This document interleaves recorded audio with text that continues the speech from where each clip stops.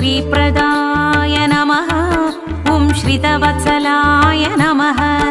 ॐ अनन्ताय नमः। ॐ माधवाय नमः। ॐ जेत्रे नमः। ॐ जगन्नाथाय नमः। ॐ जगद्गुरवे नमः। ॐ सुरवर्याय नमः। दामोदराय दयामयाय दामोदराय दयामयाय त्रिगुणात्मकाय क्षीराब्धिशयन पटपत्रशायिने श्रीपाण्डुरङ्गनाथ। क्षीराब्धिशयन पटपत्रशायिने श्रीपाण्डुरङ्गनाथ। श्रीपाण्डुरङ्गनाथ श्रीपाण्डुरङ्गनाथ। ॐ सुराराध्याय नमः। ॐ सुरराजानुजाय ॐ प्रभवे नमः। ॐ हरये नमः।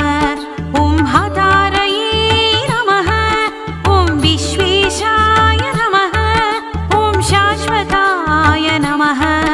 ॐ शम्भवे नमः। ॐ अव्ययाय नमः। ॐ भक्तार्तिभञ्जनाय नमः।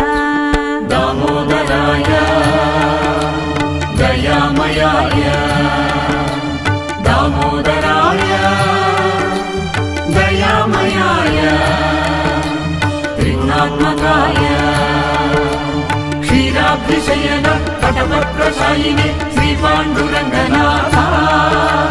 क्षीराब्धिशयन पटपत्रशायिने श्रीपाण्डुरङ्गनाथ। श्रीपाण्डुरङ्गनाथ श्रीपाण्डुरङ्गनाथ। ॐ वाग्मिने नमः। ॐ वीराय नमः। ॐ विख्यातकीर्तिमते नमः। ॐ भास्कराय नमः। ॐ शास्त्रतत्त्वज्ञाय ॐ दैत्यशास्त्रे नमः। ॐ अमरेश्वराय नमः। ॐ नारायणाय नमः। ॐ नरहरये नमः। ॐ नीरजाक्षाय नमः।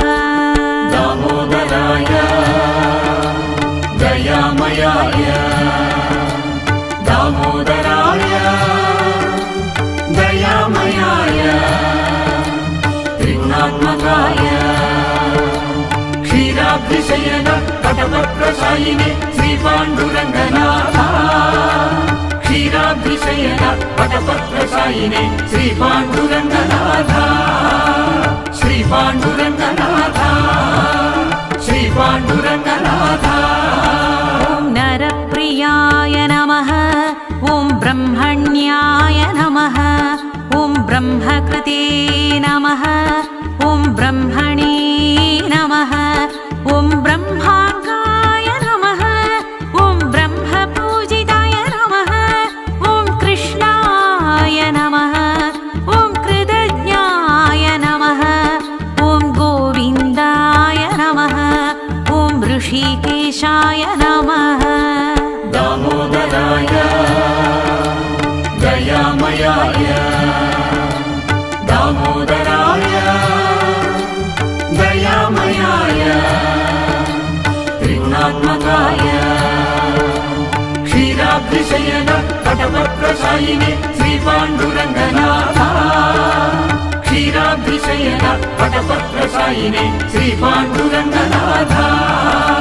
श्रीपाण्डुरङ्गनाथ श्रीपाण्डुरङ्गनाथ। ॐ अघनाशनाय नमः। ॐ विष्णवे नमः। ॐ जिष्णवे नमः। ॐ जिताराधये नमः। ॐ सज्जनप्रियाय नमः। ॐ ईश्वराय नमः। ॐ त्रिविक्रमाय नमः। ॐ त्रिलोकेशाय नमः। ॐ त्रय्यर्थाय नमः। ॐ त्रिगुणात्मकाय नमः।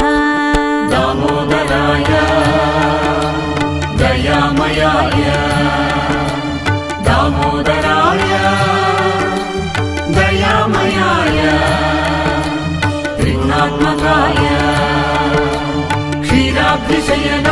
वटपत्रशायिने श्रीपाण्डुरङ्गनाथ क्षीराब्धिशयन वटपत्रशायिने श्रीपाण्डुरङ्गनाथ श्रीपाण्डुरङ्गनाथ श्रीपाण्डुरङ्गनाथ ॐ काकुत्स्थाय नमः ॐ कमलाकान्ताय नमः ॐ कालियोरगमर्दनाय कालम्बुदश्यामलाङ्गाय केशवाय नमः ॐ क्लेशनाशनाय नमः ॐ केशिप्रभञ्जनाय नमः ॐ कान्ताय नमः ॐ नन्दसूनवे नमः ॐ अरिन्दमाय नमः दामोदराय दयामयाय दामोदराय दयामयाय त्रिगुणात्मकाय क्षीराब्धिशयन वटपत्रशायिने श्रीपाण्डुरङ्गनाथ क्षीराब्धिशयन वटपत्रशायिने श्रीपाण्डुरङ्गनाथ श्रीपाण्डुरङ्गनाथ श्रीपाण्डुरङ्गनाथ ॐ रुक्मिणीवल्लभाय नमः ॐ शौरये नमः ॐ बलभद्राय नमः ॐ बलानुजाय नमः ॐ दामोदराय नमः ॐ ऋषिकेशाय नमः ॐ वामनाय नमः ॐ मधुसूदनाय नमः ॐ भूताय नमः ॐ पुण्यजनध्वंसिने दामोदराय दयामयाय दामोदराय दयामयाय त्रिगुणात्मकाय क्षीराब्धिशयन वटपत्रशायिने श्रीपाण्डुरङ्गनाथ क्षीराब्धिशयन वटपत्रशायिने श्रीपाण्डुरङ्गनाथ श्रीपाण्डुरङ्गनाथ श्रीपाण्डुरङ्गनाथ ॐ पुण्यश्लोकशिखामणये ॐ आदिमूर्तये नमः ॐ दयामूर्तये नमः ॐ शान्तमूर्तये नमः ॐ अमूर्तिमते नमः ॐ परस्मै ब्रह्मणे नमः परस्मै धाम्ने नमः ॐ पावनाय नमः ॐ पवनाय नमः ॐ विभवे नमः दामोदराय दयामयाय दामोदराय दयामयाय त्रिगुणात्मकाय क्षीराब्धिशयन वटपत्रशायिने श्रीपाण्डुरङ्गनाथ क्षीराब्धिशयन वटपत्रशायिने श्रीपाण्डुरङ्गनाथ श्रीपाण्डुरङ्गनाथ श्रीपाण्डुरङ्गनाथ ॐ चन्द्राय नमः ॐ छन्दोमयाय नमः ॐ रामाय नमः ॐ संसाराम्बुधितारकाय आदिदेयाय नमः ॐ अच्युताय नमः ॐ भानवे नमः ॐ शङ्कराय नमः ॐ शिवाय नमः ॐ ऊर्जिताय नमः दामोदराय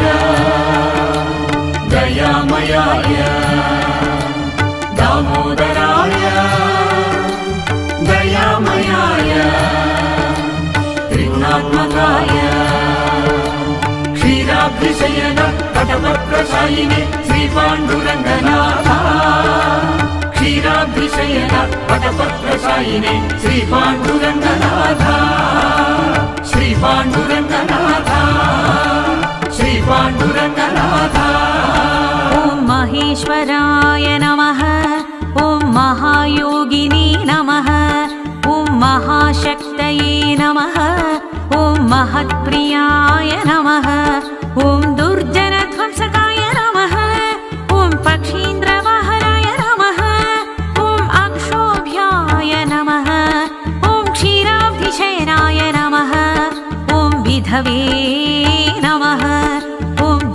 दामोदराय नमः दामोदराय दयामयाय दामोदराय दयामयाय त्रिगुणात्मकाय क्षीराब्धिशयन पटपत्रशायिने श्रीपाण्डुरङ्गनाथ क्षीराब्धिशयन पटपत्रशायिने श्रीपाण्डुरङ्गनाथ श्रीपाण्डुरङ्गनाथ श्रीपाण्डुरङ्गनाथ ॐ जगद्धेतवे नमः ॐ जितमन्मथविग्रहाय ॐ चक्रपाणये नमः ॐ शङ्खधारिणे नमः ॐ शार्ङ्गिणे नमः ॐ खड्गिने नमः ॐ गदाधराय नमः ॐ पुण्डरीकाक्षाय नमः ॐ मधुसूदनाय नमः ॐ मथुरानाथाय नमः दामोदराय दयामयाय दामोदराय दयामयाय त्रिगुणात्मकाय क्षीराब्धिशयन पटपत्रशायिने श्रीपाण्डुरङ्गनाथ क्षीराब्धिशयन पटपत्रशायिने श्रीपाण्डुरङ्गनाथ श्रीपाण्डुरङ्गनाथ श्रीपाण्डुरङ्गनाथ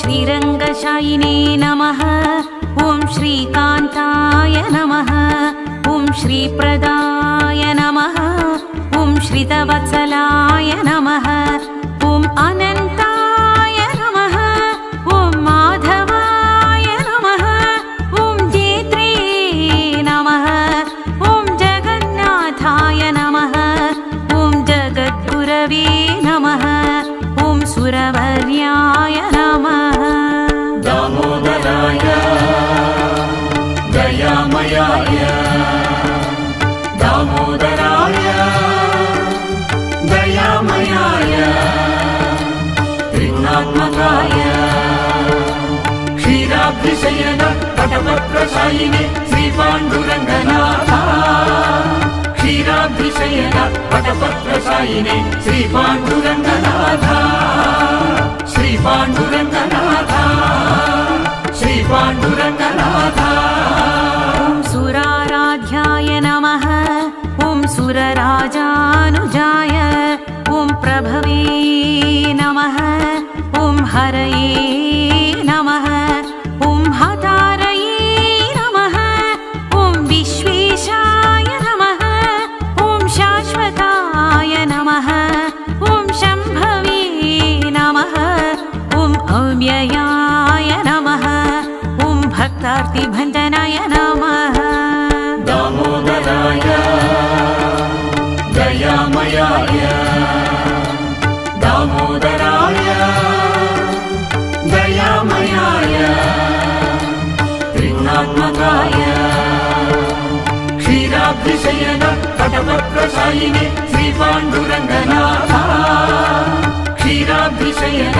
पटपत्रशायिने श्रीपाण्डुरङ्गनाथ श्रीपाण्डुरङ्गनाथ श्रीपाण्डुरङ्गनाथ ॐ वाग्मिने नमः ॐ वीराय नमः ॐ विख्यातकीर्तिमते नमः ॐ भास्कराय नमः ॐ शास्त्रतत्त्वज्ञाय ॐ दैत्यशास्त्रे नमः ॐ अमरेश्वराय नमः ॐ नारायणाय नमः ॐ नरहरये नमः ॐ नीरजाक्षाय नमः दामोदराय दयामयाय दामोदराय दयामयाय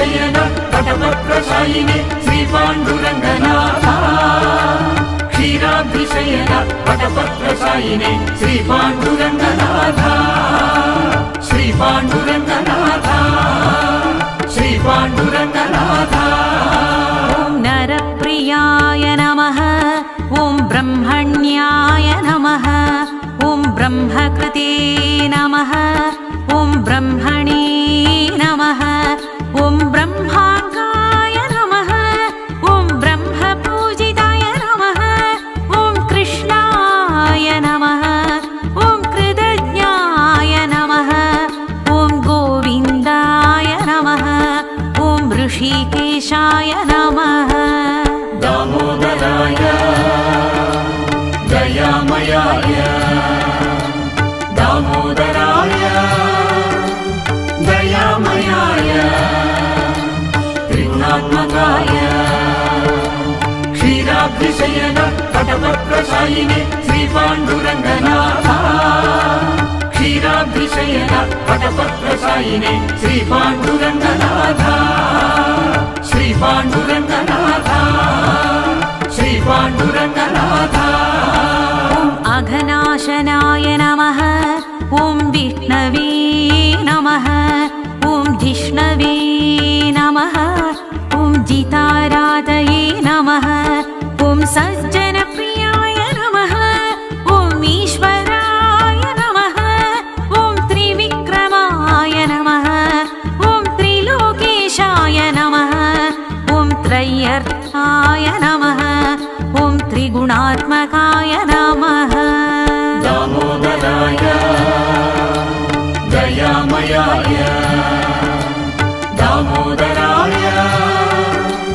दयामयाय त्रिगुणात्मकाय क्षीराब्धिशयन वटपत्रशायिने श्रीपाण्डुरङ्गनाथ क्षीराब्धिशयन वटपत्रशायिने श्रीपाण्डुरङ्गनाथ श्रीपाण्डुरङ्गनाथ श्रीपाण्डुरङ्गनाथ ॐ काकुत्स्थाय नमः ॐ कमलाकान्ताय नमः ॐ कालियोरगमर्दनाय कालम्बुदश्यामलाङ्गाय केशवाय नमः ॐ केशनाशनाय नमः ॐ केशिप्रभञ्जनाय नमः ॐ कान्ताय नमः ॐ नन्दसूनवे नमः ॐ अरिन्दमाय नमः दामोदराय दयामयाय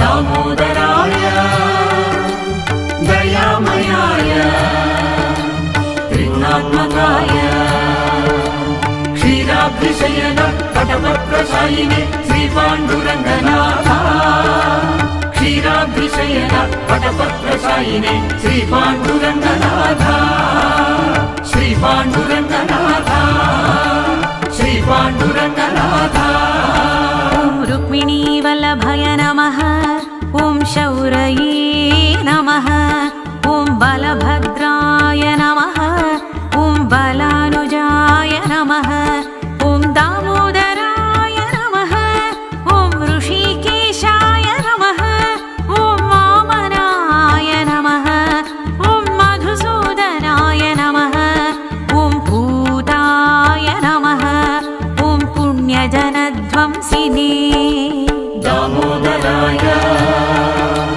दयामयाय दामोदराय दयामयाय त्रिगुणात्मकाय क्षीराब्धिशयन वटपत्रशायिने श्रीपाण्डुरङ्गनाथ क्षीराब्धिशयन वटपत्रशायिने श्रीपाण्डुरङ्गनाथ श्रीपाण्डुरङ्गनाथ श्रीपाण्डुरङ्गनाथ ॐ पुण्यश्लोकशिखामणये ॐ आदिमूर्तये नमः ॐ दयामूर्तये नमः ॐ शान्तमूर्तये नमः ॐ अमूर्तिमते नमः ॐ परस्मै ब्रह्मणे नमः परस्मै धाम्ने नमः ॐ पावनाय नमः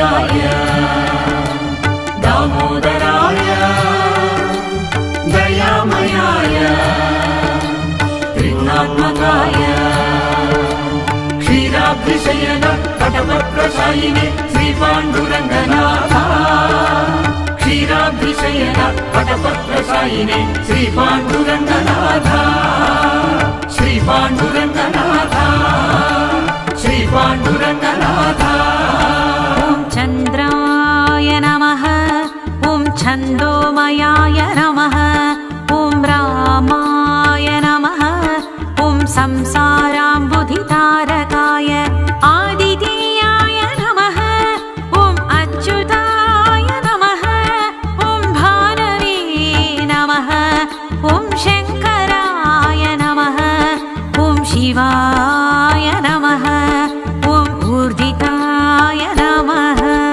दामोदराय दयामयाय दामोदराय दयामयाय त्रिगुणात्मकाय क्षीराब्धिशयन पटपत्रशायिने श्रीपाण्डुरङ्गनाथ क्षीराब्धिशयन पटपत्रशायिने श्रीपाण्डुरङ्गनाथ श्रीपाण्डुरङ्गनाथ श्रीपाण्डुरङ्गनाथ ॐ महेश्वराय नमः ॐ महायोगिनी नमः ॐ महाशक्तये नमः ॐ महत्प्रियाय नमः ॐ दुर्जनध्वंसकाय नमः ॐ पक्षीन्द्रवाहनाय नमः ॐ अक्षोभ्याय नमः ॐ क्षीराब्धिशयनाय नमः ॐ विधवे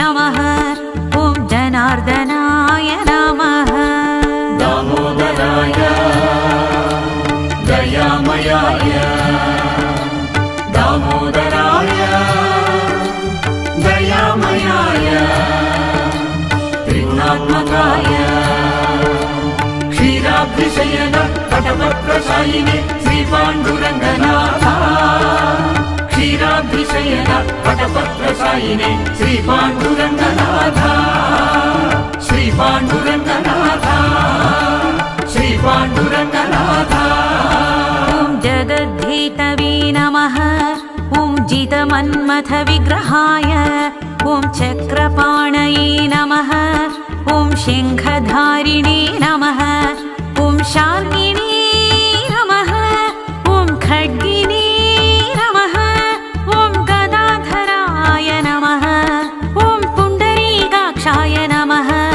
ॐ मधुसूदनाय नमः ॐ मथुरानाथाय नमः दामोदराय दयामयाय दामोदराय दयामयाय त्रिगुणात्मकाय क्षीराब्धिशयन पटपत्रशायिने श्रीपाण्डुरङ्गनाथ क्षीराब्धिशयन पटपत्रशायिने श्रीपाण्डुरङ्गनाथ